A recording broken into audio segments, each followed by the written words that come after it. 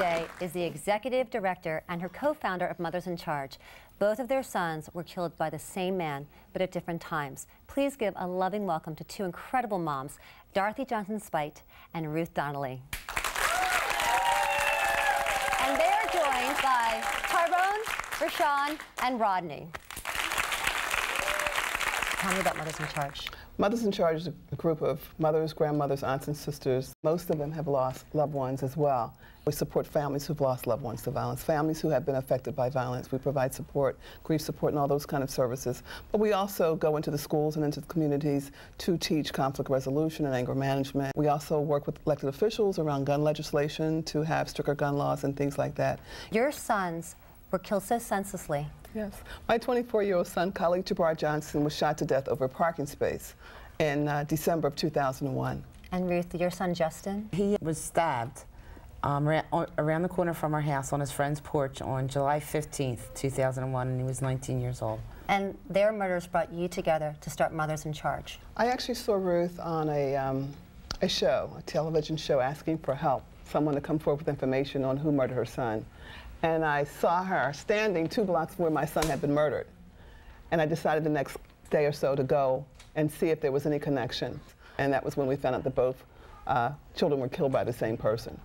So the two of you together solved the case. Pretty much, yeah. Pretty much, and he's yes. in jail. Yes, he's serving 2 life sentences. Here's Khalid, and here's Justin. And we also have the Atlantic City chapter here with us today as well. We have a chapter in New Jersey. Most of them have lost loved ones. Isn't that shocking? Mm-hmm. We just opened up a chapter in New York. And it was so empowering to see all these moms who've lost their children, who are trying to come together to stop violence. People need to come forward and be responsible in their community. When they see something, they need to talk about it and be supportive of law enforcement to get the bad guys off the street.